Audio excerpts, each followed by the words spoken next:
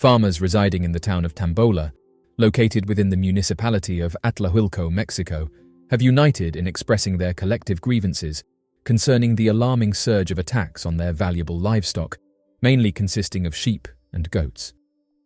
The perpetrators responsible for these incidents remain unidentified, causing great distress and concern within the local community.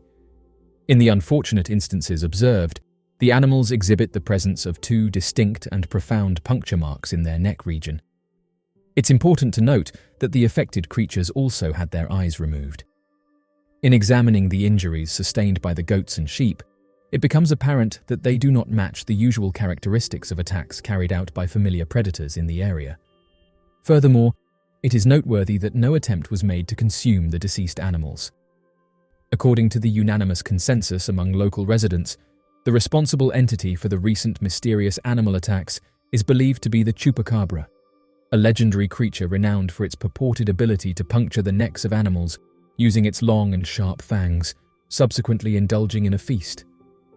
While official records acknowledge the demise of 8 animals in the last week, certain sources suggest that the actual toll might be significantly higher, with reports indicating the possibility of multiple dozens of casualties.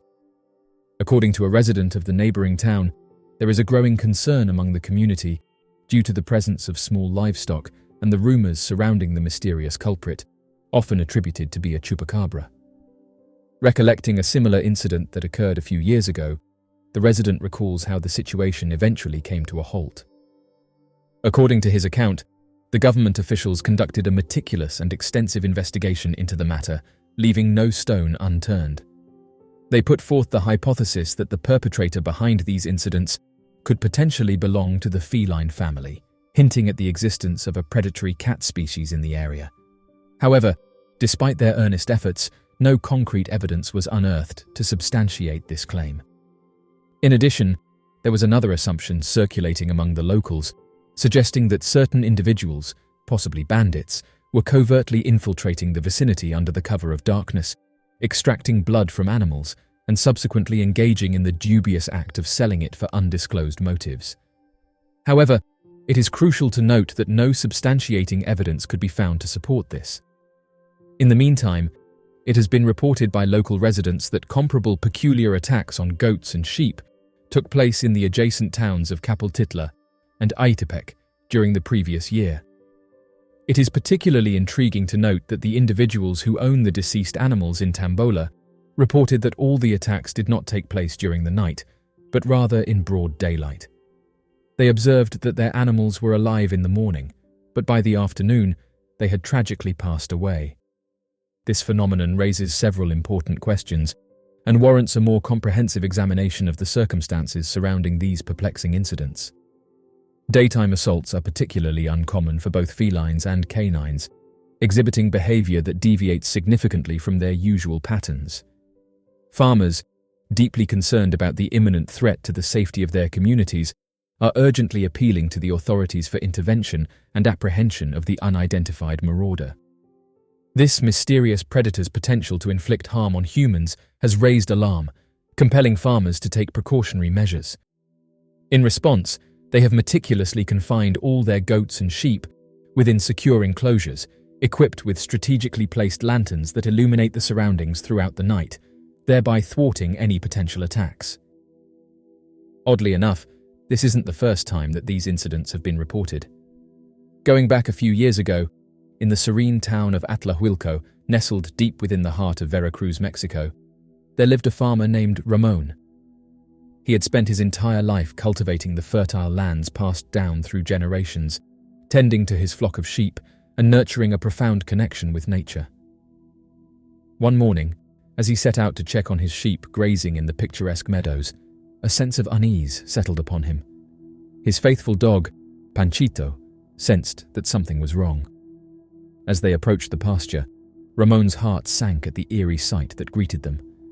There, beneath the sprawling oak trees and the soft, dewy grass, lay 12 of his sheep, lifeless and still. What struck Ramon with dread were the peculiar puncture wounds that marred their bodies. Each sheep bore a single, precise hole in its neck, as though they had been drained of their very essence. A sense of foreboding gripped Ramon, as he inspected the sheep more closely. The puncture wounds were unlike anything he had ever seen, almost surgical in their precision. Panic gripped him as he realized that these unexplained expirations could spell ruin for his livelihood. Desperate for answers, the farmer sought the counsel of Don Carlos, a wise elder of Atlahuilco, known for his knowledge of the land's secrets.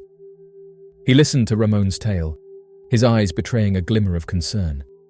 He shared stories of ancient legends, tales of strange occurrences that had been whispered around campfires for generations.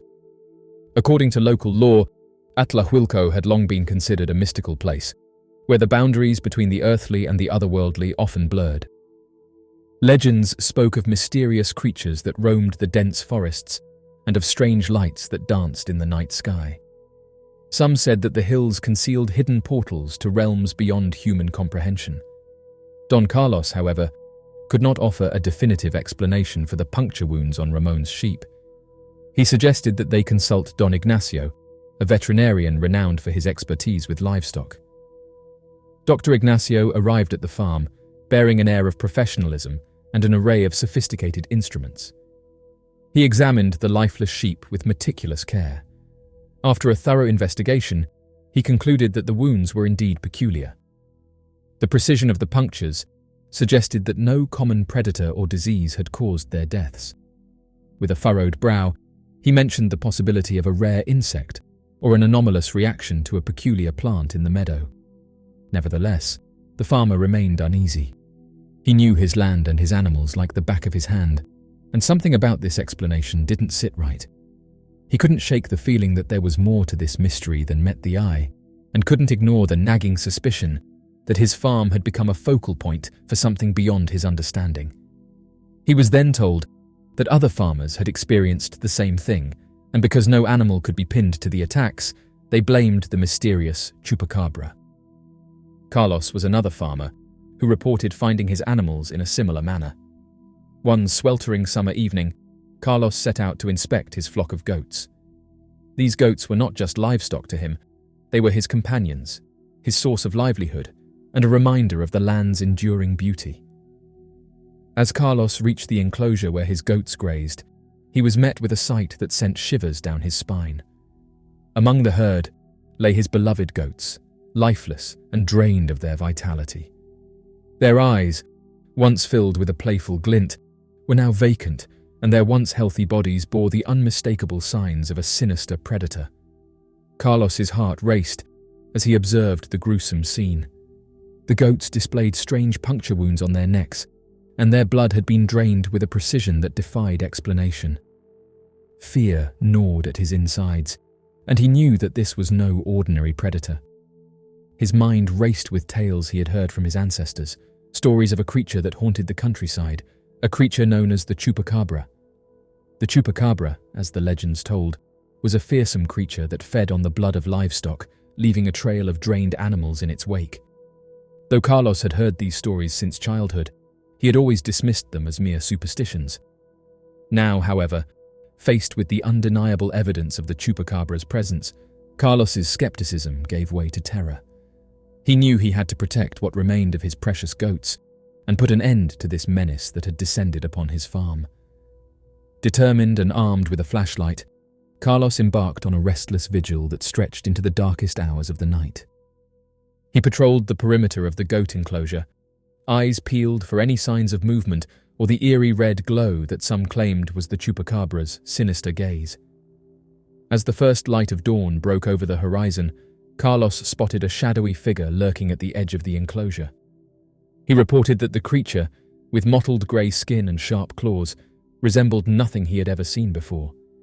Its eyes gleamed with a malevolent intelligence that sent chills down his spine. Before the farmer could approach the creature, it ran off. Since this encounter, he reported that more of his goats have been taken by the creature, and said that as of right now, he and other farmers don't know what to do about these expirations. Mike DeGree discovers an underwater lake. An American documentary filmmaker, Mike DeGree, grew up along the Gulf of Mexico, but little did he know he would make one of the most exciting discoveries of his life in that very Gulf. When filming Blue Planet beneath the Gulf of Mexico, he found an underwater lake. In his own words, "Wait a minute, I'm already underwater. How can there be a lake?" But it was. A pool of thick, ultra-salty brine had accumulated in one area, giving the appearance of a lake beneath the waters. This dense lake is so salty, in fact 5 times more so than the surrounding area, that only microscopic life is capable of living within. The shore of this underwater lake is lined with mollusks and crustaceans. On the other side of the mussels, Degree explains, nothing, mud, it's fantastic. Perhaps the most interesting quality of the undersea brine lake is that submarines practically bounce off it instead of moving through it due to how dense it is. Degree explained that he and his crew tried to descend into the lake, but upon making contact, reported that the liquid was so incredibly dense that the submersible bounced off the surface. He was intrigued by this discovery and wanted to explore further, revealing that a whole new world could be beneath this dense lake. Degree is quoted as saying the following, "Without a doubt, one of the most amazing things I've ever seen at the bottom of the ocean was while I was filming for Blue Planet. It was in the Gulf of Mexico. I noticed something out in the distance, but couldn't tell what it was. It looked like a dark band. As we approached the dark band, it became a donut. I saw this donut and it was black in the center. As we got closer and closer to it, I noticed that the black band had what looked like steam over it, but there was water flapping against the shore. This band was a ring of mussels. Inside the ring of mussels was a lake. We went over the water and tried to descend it and bounced off it. The submarine couldn't go inside. We literally bounced off it. I have never seen anything like it."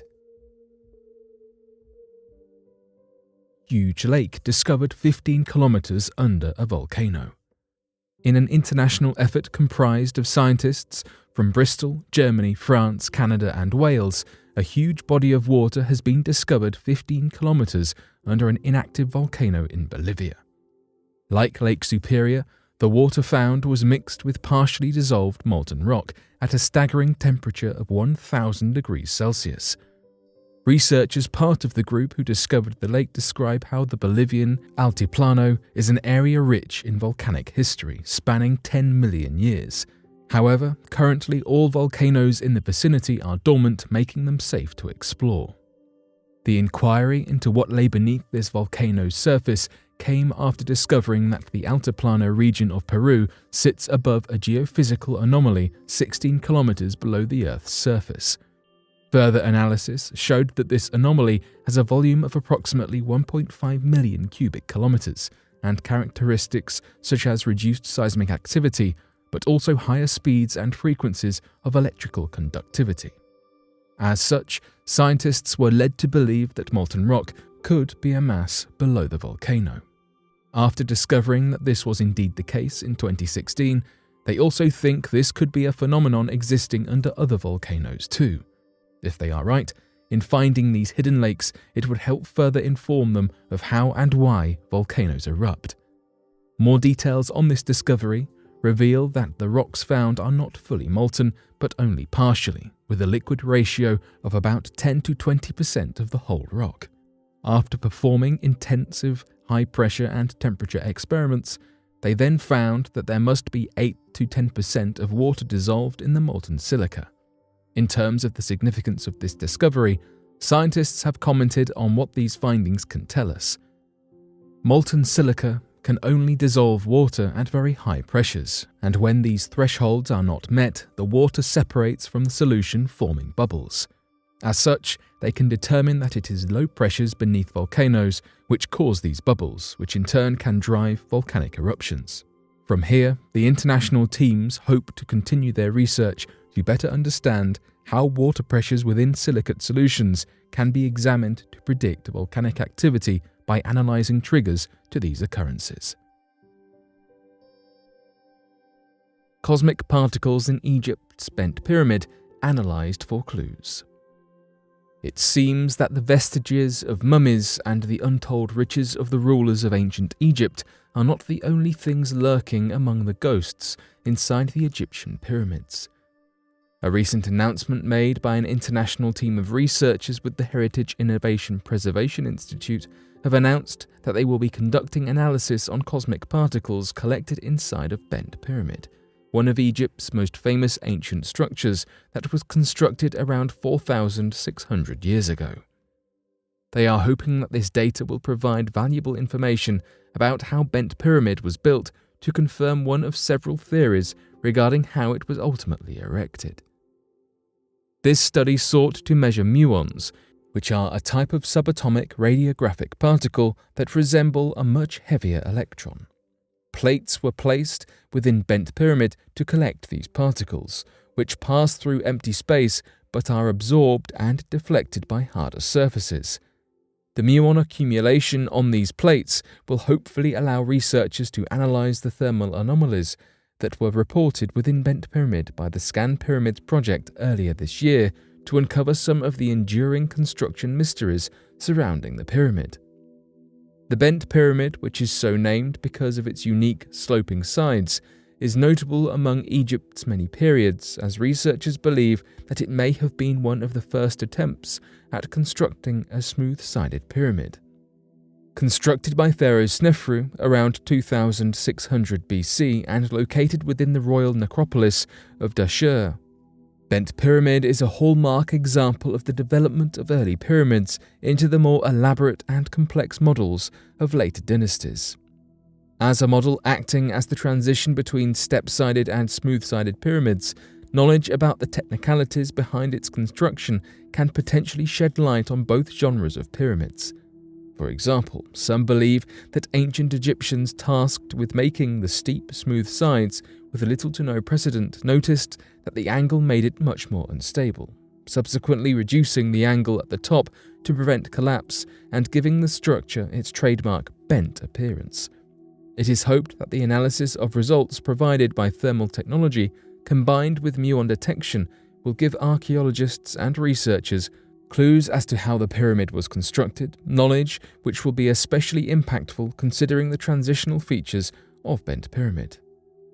Hani Halal, the vice president of the Heritage Innovation Preservation Institute, spoke about the importance of what the Scan Pyramids project could tell us, saying, "For the construction of the pyramids, there is no single theory that is 100% proven or checked. They are all theories and hypotheses. What we are trying to do with the new technology, we would like to either confirm or change or upgrade or modify the hypothesis that we have on how the pyramids were constructed. How the magnificent ancient Egyptian pyramids were constructed to such epic proportions while lacking modern tools and equipment is one of the most enduring mysteries of all time and has forced researchers to get ever more creative in their search for answers. Hopefully, the analysis of these cosmic dust particles will shed some light onto construction secrets that have been kept for thousands of years." Archaeologists in Egypt just found 2,600-year-old cheese. Do you consider yourself a cheese connoisseur, or even just a fan of the tasty dairy snack? Well, just like wine, cheese gets better with age. Aged cheese forms calcium lactate crystals, which create more complex and intricate flavors. Cheese experts will boast about the process they take to age cheese and the desirable flavors it creates. Some cheeses, like the Italian Bitto Storico, will be aged for over 18 years before consumption. However, a recent discovery by archaeologists in Egypt may put these records to shame as they uncovered a 2,600-year-old cheese. This may be a little too old for most cheese lovers' tastes, but the endurance of this particular cheese is no laughing matter. Archaeologists discovered the cheese at a site in Egypt when exploring a collection of old clay pottery artifacts. The cheese is estimated to date back to the 26th or 27th Egyptian dynasty, which is approximately somewhere between 525 and 688 BC. The cheese was also identified as halloumi. Halloumi is a type of Cypriot cheese that is made from a medley of goat, sheep, and sometimes cow's milk. It is rich in calcium and has a high melting point. It has a mellow feta-like flavor and is an excellent substitute for meat. That being said, This particular piece of halloumi cheese is best not to be tasted, as experts warned it could contain a harmful disease known as brucellosis. Brucellosis is an extremely infectious disease carried by unpasteurized dairy products and can have some nasty flu-like symptoms. The 2,600-year-old cheese was found in a clay pot that was placed as an offering to the afterlife by an old Egyptian community. The archaeologists reported finding numerous other sealed clay containers at the site, which they also hope to open and explore the contents of. Mysterious humanoids carved by Native Americans found in Alabama. Within the dark depths of an Alabama cave, an awe-inspiring discovery was made. Human-like figures were carved on the ceiling, dating back at least 1,000 years, but scientists say it could very well be more. Archaeologists think that these strange humanoid depictions could be paintings of supernatural beings from another realm. The figures may symbolize beings of the supernatural world whose names have been misplaced or forgotten by the sands of time. The humanoids are tall and long, and although some of them resemble humans, something feels off about them. Those who have seen them claim that they get a strange sensation of the uncanny valley. The discovery of these ancient cave paintings is the largest such discovery in Northern America. The Journal of Antiquity, which wrote about these findings, claims that some of these figures exceed 6 feet in length. They have square shoulders and are dressed in detailed clothing adorning some sort of headgear. Furthermore, they are painted to look right at the person observing them. Such traits make many archaeologists believe that they are indeed non-human creatures. The cave is covered with ancient glyphs carved all around its walls and ceiling. The glyphs are painted with mud, and researchers believe the findings could reveal much about the ancient traditions of the southeastern Native Americans that once lived there. Archaeologist Jan Simek has stated, "We know that Native Americans over a very wide area have certain ideas in their religious concepts that they share. They believe in a tiered universe. They believe that there were these spirit worlds all around them that permeate the natural world, even though you couldn't see them." Simek worked alongside Alvarez and Alan Kressler, two brilliant photographers. The discovery and capture of their images took many months for them to obtain. Alvarez and Alan Kressler struggled to take quality photographs of the painted ceiling because of how close it was to the ground. The angles were far from ideal. The first photographs of the glyphs taken by Alvarez were incredibly faint. It took them a long time, over a month, to gain the required footage for the task. According to Alvarez, "I feel like there are stories that get entrusted to me. That was the motivation behind doing all the work." The team gathered 16,000 images and videos in order to successfully map out the ceiling in all its glory. Alvarez claims that they knelt and stooped for hours on end every day, greatly exerting themselves physically to complete their project. Archaeologists have deemed these figures anthropomorphs.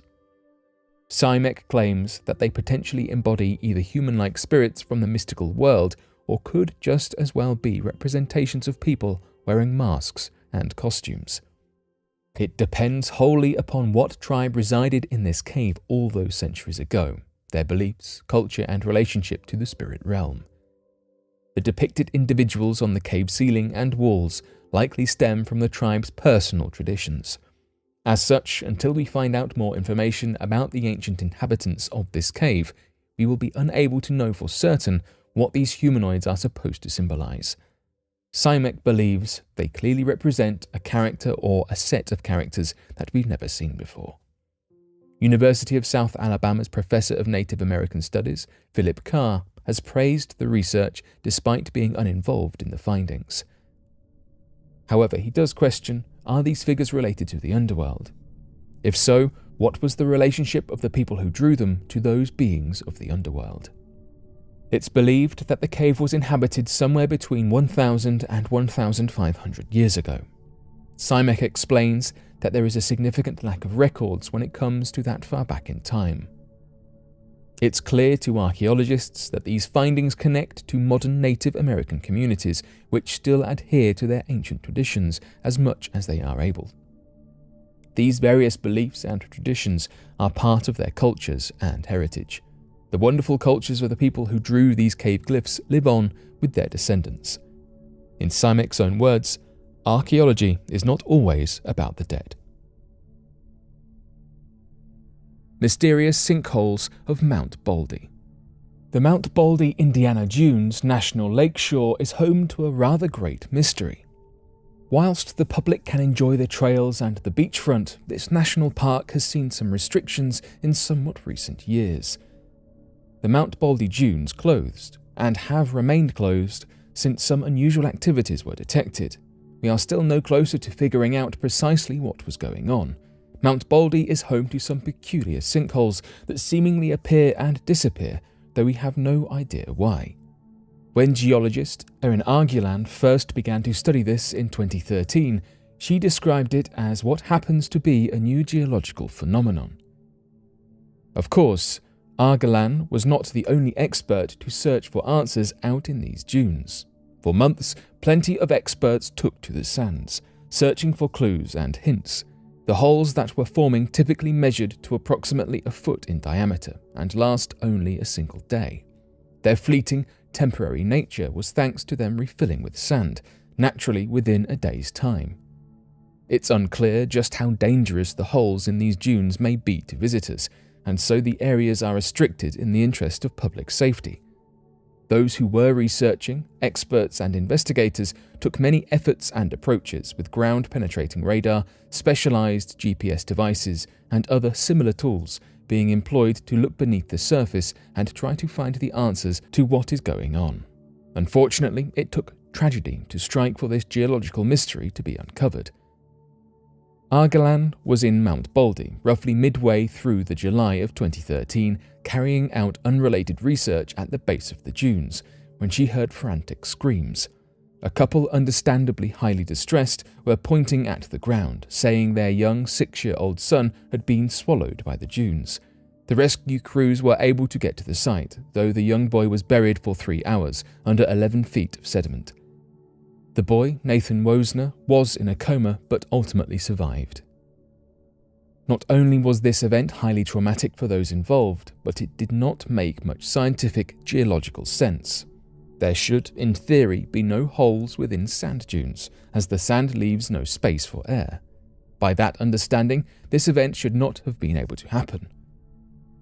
Arguland said, "I couldn't help in the moment, so now I have to do what I can to learn why this is happening. Though the dunes still remain closed to the public, we are still not sure why and how these holes are appearing. One theory suggests that the holes are a result of decaying trees. The human activity and subsequent erosion is then pushing trees into the dunes, where they are buried, begin to rot, and then create the holes. This is still just a theory, however. The reports and questions surrounding the sinkholes first came in at a time when no other national parks were reporting similar scenarios.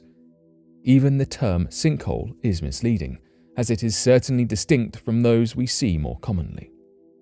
This might be a question that we never quite know the answer to, as we never quite uncover the truth behind this sinkhole phenomena. Ocean forests found twice the size of India.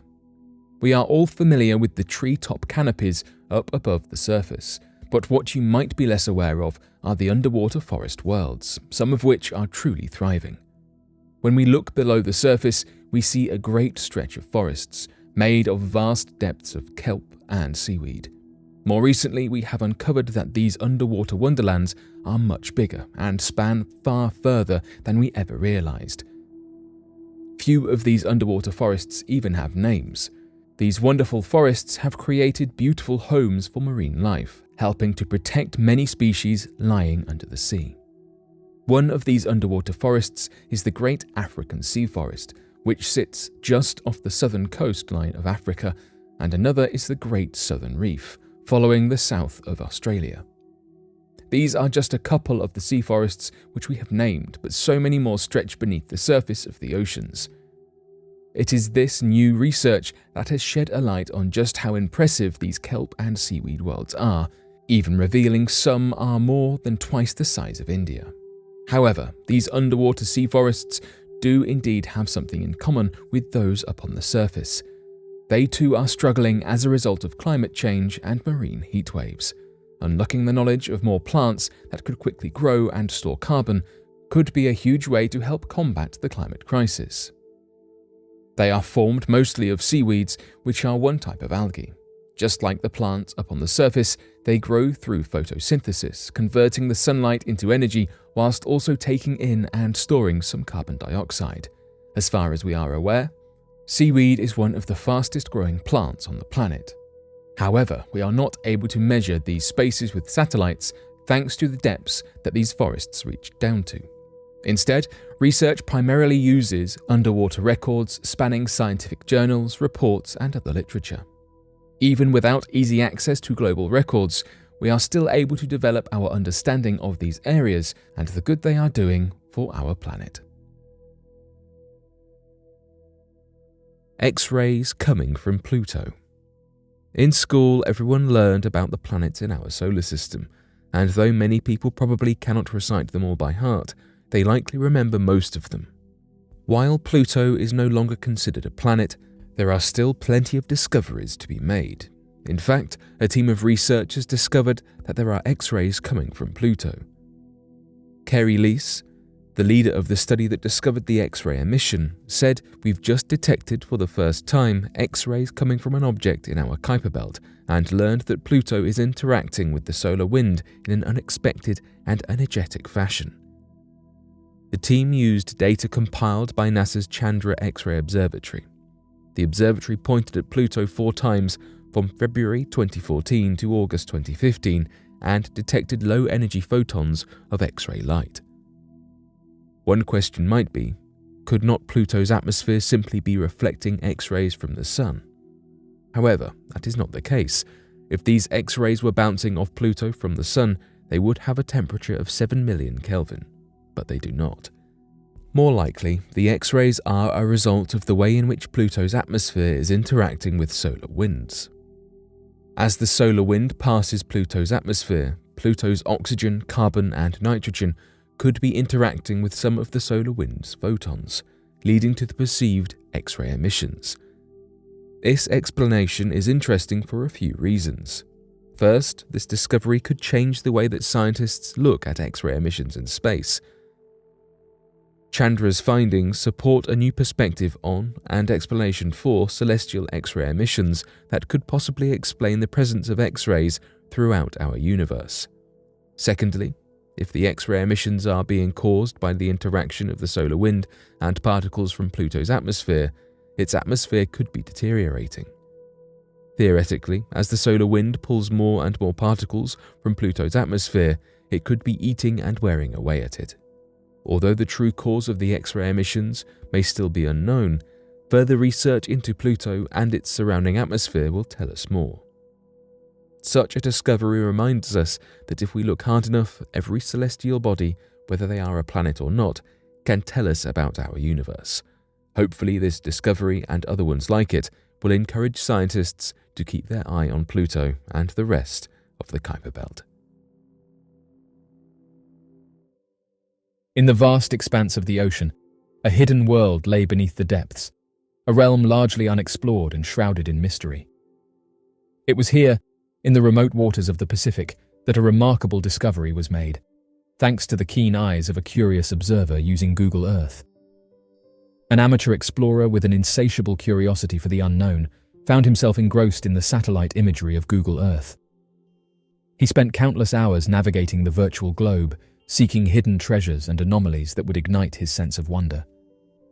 As he pored over the imagery of the Pacific Ocean, his gaze fixated on a remote section, far from any human settlement. An enormous object caught his attention. He described it as a massive structure nestled on the ocean floor, its size and shape defying explanation. Intrigued, he couldn't shake the feeling that he had stumbled upon something truly significant. He decided to share it on social media so others could look at it. Driven by his curiosity, he wanted to know what this strange object was and how it was able to change direction on the ocean floor. According to him, the object that can be seen at the end of the trail looks to be in the shape of a pyramid. He said that the mysterious structure doesn't match anything else in the area and wanted to post it online so that others could put forward their own theories for what they thought it could be. The user who found it said that the possibilities seemed endless, suggesting that it could have been an ancient temple, an underwater city, or evidence of an advanced civilization predating recorded history. As of right now, he's said that it's important to note that pyramids have been uncovered all over the world and caused him to suggest that there could be pyramids submerged at the bottom of the ocean. The scale of discoveries made in recent years by scientists has completely transformed the way we view our oceans, so we should remain receptive to the potential of marine exploration. In the watery depths, entire civilizations have been lost over time, leaving behind awe-inspiring constructions on par with cutting-edge modern engineering. Denying the accomplishments of past generations is unfair, and until we have explored all the uncharted ocean territories, it is quite feasible that large structures could be lurking beneath the waves. As noted, it is intriguing to see what appears to be a large object at the end of what appears to be an artificial track. It is noteworthy that those who have viewed the images have observed that the areas surrounding the structure appear to be blurred, indicating that an organization may have intentionally done this to obscure details about it. It is widely known that certain organizations alter photographs prior to their public release. It has been acknowledged that specific regions on Google Earth have been obscured due to security concerns. Certain locations may not be visible to the public eye, as they are restricted areas that authorities have deemed off-limits. Consequently, these areas are obscured with intentional blurring or black boxes to prevent any further disclosure of details. This may refer to sites that are restricted from public access, such as government establishments. The query that arises is what the intention is behind obscuring something in the ocean, and why numerous uncanny objects feature blurred markings. As of right now, various theories have been put forward to explain what these objects are, including artificial structures, monuments that have been lost to the waves, and giant pyramids. There's countless interesting ocean discoveries that are being made each year, and one of these are underwater supervolcanoes. An underwater supervolcano is an awe-inspiring force of nature, capable of unleashing immense power and causing widespread devastation. While the eruption of a supervolcano on land is well documented and understood, the eruption of such a volcano beneath the ocean's surface presents its own unique set of challenges and potential consequences. Imagining the scenario of an underwater supervolcano eruption allows us to explore the potential impacts on the marine environment and human populations. Firstly, an underwater supervolcano eruption would release an enormous amount of magma, gases, and volcanic ash into the surrounding water column. The sudden discharge of molten rock and gases would generate intense heat, leading to the formation of superheated plumes and steam explosions. These powerful eruptions would create a turbulent and hazardous environment for marine life. The immediate impact on marine ecosystems would be devastating. The release of volcanic ash and gases, such as sulfur dioxide, would lead to acidification of the surrounding waters. This change in pH levels would have profound effects on the delicate balance of marine organisms, particularly those with calcareous shells or skeletons, such as corals and shellfish. The acidification would disrupt their ability to build and maintain their protective structures, leading to widespread mortality and ecological imbalance. Furthermore, the rapid injection of volcanic material into the ocean would cause a sudden increase in water temperature. This rise in temperature would create thermal stress, potentially causing mass bleaching of coral reefs and the death of other sensitive marine organisms. The subsequent decline in biodiversity could have cascading effects throughout the food chain, impacting the abundance and distribution of marine species. The eruption of an underwater supervolcano would also release large quantities of volcanic ash into the atmosphere. Unlike ash from land-based eruptions, which can settle relatively close to the source, ash from underwater eruptions would disperse over vast distances, carried by ocean currents and atmospheric winds. This ash can pose a significant threat to human health, as fine particulate matter can cause respiratory problems, visibility issues, and potential air traffic disruptions. In addition to the immediate effects on marine ecosystems and human health, an underwater supervolcano eruption would have broader environmental consequences. The release of gases, including sulfur dioxide, into the atmosphere would lead to the formation of aerosols and sulfuric acid clouds. These clouds would reflect sunlight back into space, resulting in a temporary cooling effect on the Earth's surface. This phenomenon, known as volcanic winter, can lead to a decrease in global temperatures and altered weather patterns. The long-term effects of an underwater supervolcano eruption on climate would depend on the scale and duration of the eruption. Large-scale eruptions have the potential to inject significant amounts of sulfur dioxide into the atmosphere, which can persist for months or even years. The resulting cooling effect could disrupt agricultural practices, leading to crop failures and food shortages. Changes in precipitation patterns could also impact water resources and alter the distribution of ecosystems worldwide. Societal impacts would be significant in the aftermath of an underwater supervolcano eruption. Coastal communities located near the eruption site would face immediate dangers, including tsunamis generated by the displacement of water and potential pyroclastic flows. The destruction of marine habitats and fisheries could have severe economic consequences for communities dependent on ocean resources. International cooperation and preparedness would be essential to mitigate the impacts of an underwater supervolcano eruption. Monitoring systems capable of detecting precursory signs of volcanic activity would be critical for issuing timely warnings and evacuating vulnerable populations. Collaborative efforts in disaster response, scientific research, and the development of resilient strategies would be crucial to address the complex challenges posed by such an event. The ocean, covering approximately 71% of the Earth's surface, is a vast and mysterious realm that holds countless wonders waiting to be discovered. Despite centuries of exploration and scientific advancements, much of the ocean remains unexplored, hiding secrets and surprises in its depths. Understanding the extent of unexplored areas is a complex task, but current knowledge and ongoing research suggest that a significant portion of the ocean remains unknown to us. One of the key factors contributing to the ocean's unexplored nature is its immense size. The ocean encompasses 5 major basins: the Atlantic, Pacific, Indian, Southern, and Arctic Oceans. Each of these basins is vast, with depths ranging from a few meters in coastal areas to several kilometers in the open ocean. The combined area of these basins, including their numerous underwater mountain ranges, trenches, and abyssal plains, presents an enormous challenge for comprehensive exploration.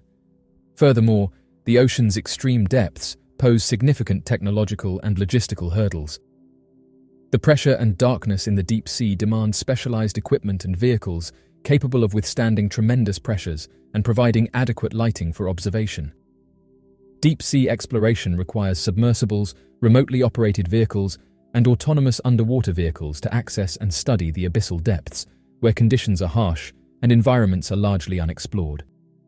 To date, the majority of human exploration has focused on the relatively shallow coastal areas and continental shelves.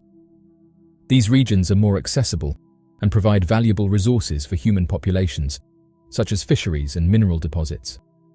However, as the depth increases beyond the continental shelves into the abyssal plains and trenches, the challenges multiply, and our knowledge becomes progressively limited. The Mariana Trench, located in the western Pacific Ocean, is a prime example of an unexplored region. It is the deepest part of the world's oceans, reaching depths of over 10,900 meters, or 35,800 feet. In addition to depth, the ocean's vastness and remoteness further contribute to its unexplored nature. Large areas, such as the Southern Ocean surrounding Antarctica, remain largely inaccessible due to extreme weather conditions, sea ice, and isolation. These regions present formidable challenges to researchers and limit opportunities for extensive exploration. Advancements in technology have allowed scientists to explore the ocean more extensively in recent years. Sophisticated sonar systems, satellite imaging, and improved underwater robotics have enhanced our ability to map the seafloor and gather data remotely. However, these technologies are limited in their capacity to provide detailed information about specific habitats, ecosystems, and the myriad species that inhabit them.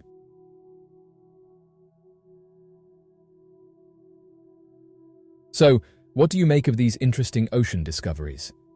Be sure to leave your questions and answers in the comments section below and help us to grow this community while working to solve these unexplained mysteries. Thank you for watching, and don't forget to subscribe for more videos.